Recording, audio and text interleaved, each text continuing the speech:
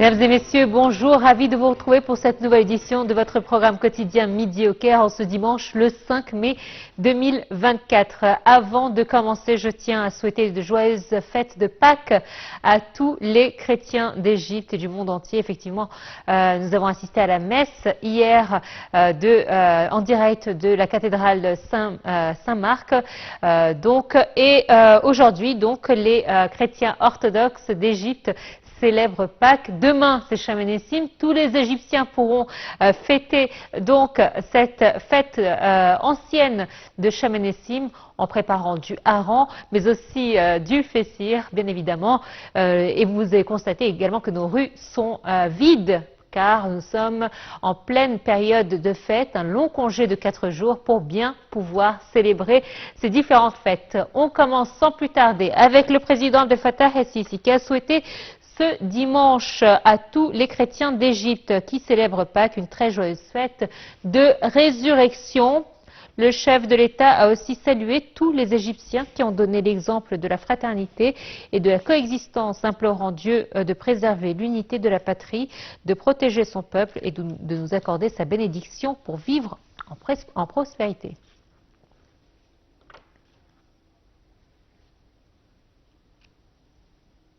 Le chef de l'État a envoyé un message de félicitations à sa sainteté, le pape Tawadros II, pape d'Alexandrie et patriarche de la prédication de Saint-Marc.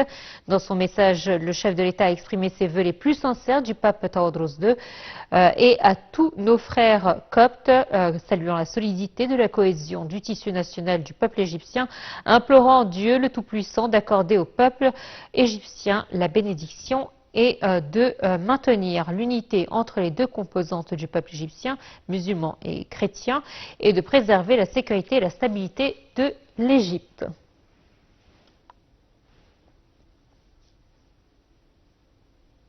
Le pape Tawadros II, patriarche d'Alexandrie et de la prédication de Saint-Marc, a dirigé samedi soir la messe de Pâques à la cathédrale Saint-Marc à Abbassé en présence des évêques et des centaines de fidèles, de hauts responsables de l'État, des gouverneurs, des diplomates, des députés, mais aussi des journalistes et d'éminentes figures publiques ont assisté à la messe pour présenter leurs félicitations au pape Tawadros II et à tous les chrétiens d'Égypte à l'occasion de la fête de la résurrection.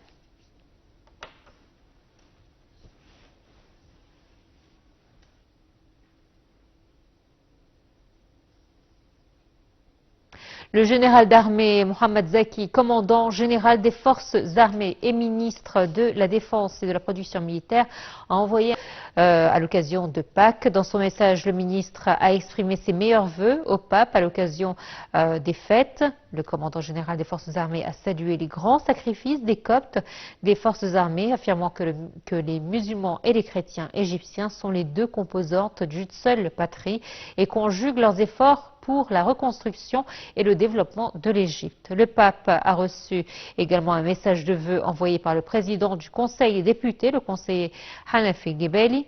Dans son message, le conseiller Gebeli a exprimé sa grande appréciation pour les efforts incessants que déploie le pape Tawadros II pour ancrer les principes de tolérance, d'acceptation d'autrui et de cohabitation pacifique. Et sur le plan régional, le ministre des Affaires étrangères Samar Chokri participe dans la ville de Banjul, la capitale gambienne, à la 15e session du sommet de l'organisation de la conférence islamique, l'OCI, au nom du président Abdel Fattah el-Sisi. La rencontre se tient sous le thème de renforcement de l'unité et de la solidarité par le dialogue. Le ministre a eu une série de rencontres en marge du sommet. Voici les détails. Le ministre des Affaires étrangères Samar Chokri a rencontré son homologue iranien samedi en marge de leur participation à la 15e session de la conférence islamique au sommet qui se tient à Banjul. L'ambassadeur Ahmad Abouzed, porte-parole officiel du ministère des Affaires étrangères, a déclaré que la réunion a abordé les points à l'ordre du jour du sommet islamique. Les deux ministres ont convenu de l'importance de renforcer la solidarité et l'unité entre les pays islamiques où le monde islamique est confronté à de graves défis. Le porte-parole officiel a révélé que la réunion a discuté de manière assez détaillée de la guerre en cours dans la bande de Gaza, ajoutant que le ministre Chokri, ayant tenu à informer son homologue iranien des efforts égyptiens visant à parvenir à une trêve qui permettrait l'échange de prisonniers et de détenus, le cessez-le-feu permanent. Il a également confirmé le rejet complètement des opérations militaires terrestres d'Israël dans la ville palestinienne de Rafah, car cela exposerait la vie de plus d'1 million de Palestiniens à un danger imminent et aggraverait la situation humanitaire dans la bande de Gaza. Le ministre Chokri a également informé le ministre iranien des Affaires étrangères des résultats des réunions qu'il a tenues au cours de la période récente, y compris les réunions tenues récemment en marge des réunions du Forum économique mondial et des contacts bilatéraux qu'il a eus avec un certain nombre de responsables européens et de divers pays du monde qui visent à résoudre la crise et à sortir de la situation actuelle.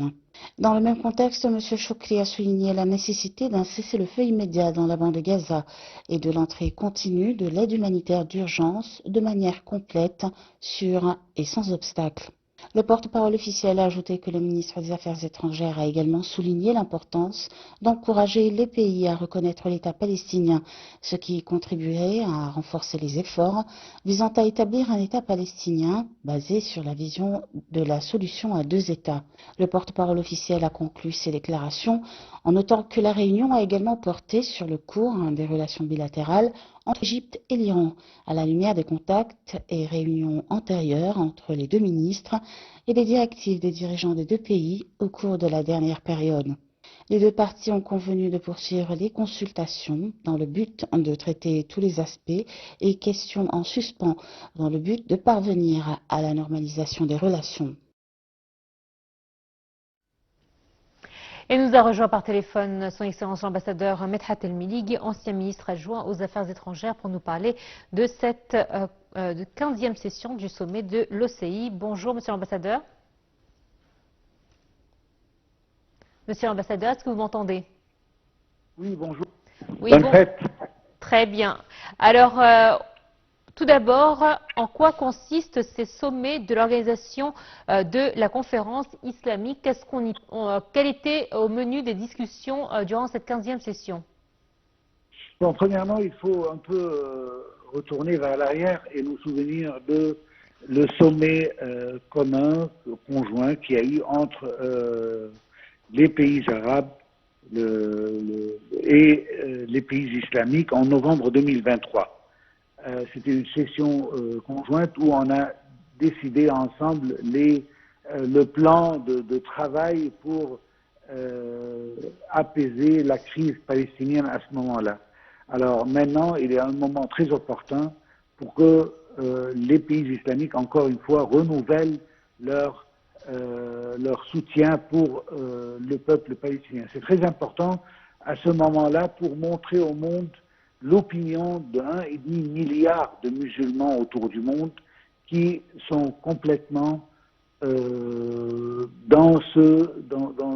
cherchent à trouver une solution pacifique à ce conflit, sans certainement oublier le thème de cette conférence qui porte sur l'économie et comment est-ce que les pays islamiques entre eux peuvent coopérer entre eux.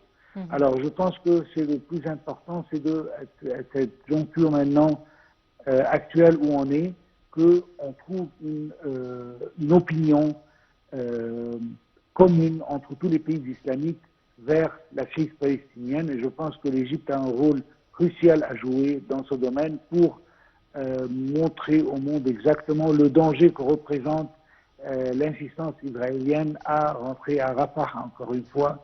Et cela peut donner une crise beaucoup plus sévère que la crise actuelle, avec 1,5 million de Palestiniens dans cette dernière enclave tout au sud de la bande de Gaza.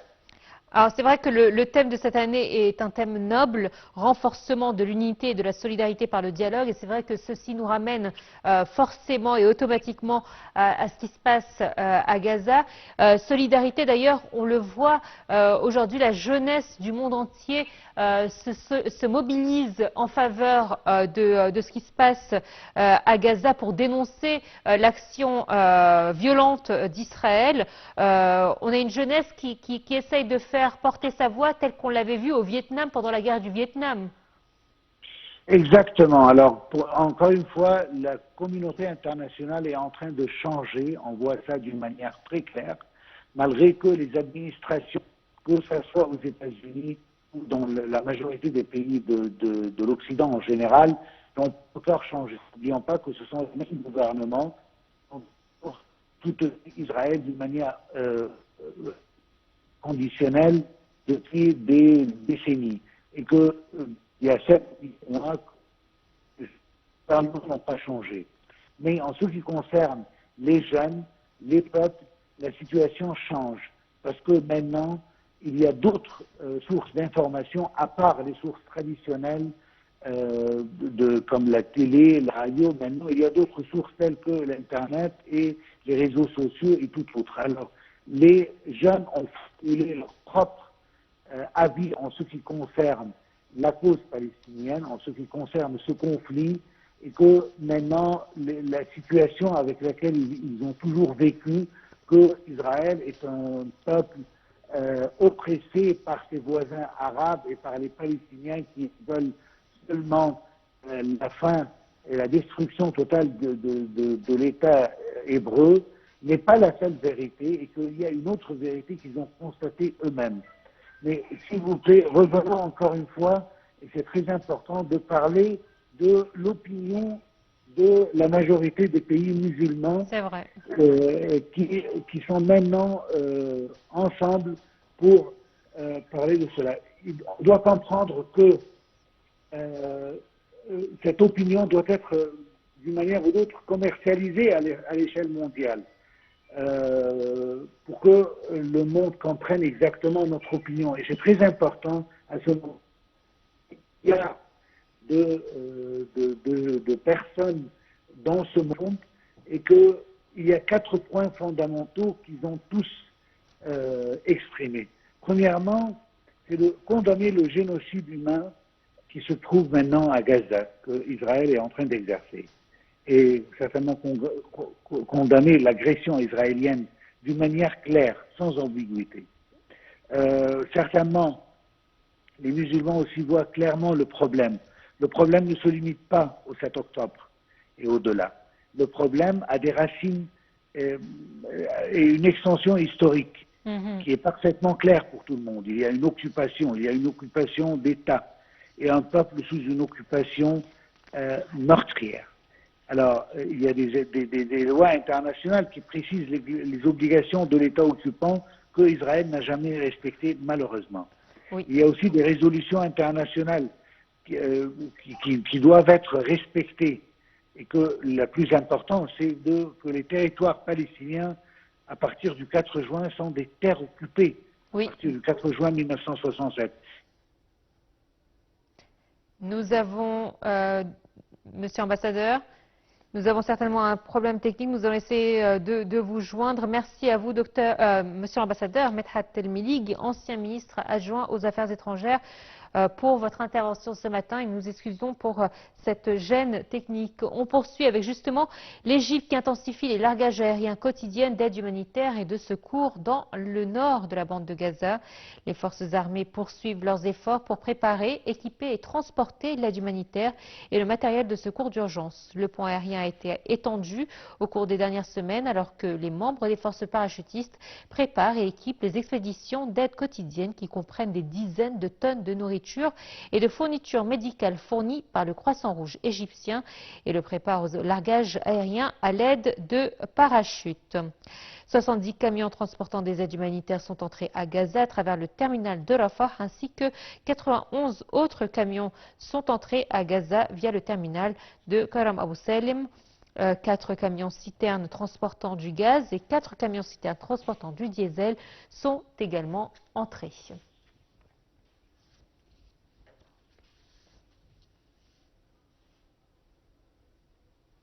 Et on termine avec du tourisme. Le ministre du Tourisme et des Antiquités a annoncé qu'une mission germano-égyptienne a découvert une mastaba ornée de magnifiques bas-reliefs peints sur le site archéologique de Dahchour en Égypte. Voyons ce commentaire. Le ministère du Tourisme et des Antiquités a annoncé qu'une mission germano-égyptienne a découvert un mastaba orné de magnifiques bas-reliefs peints sur le site archéologique de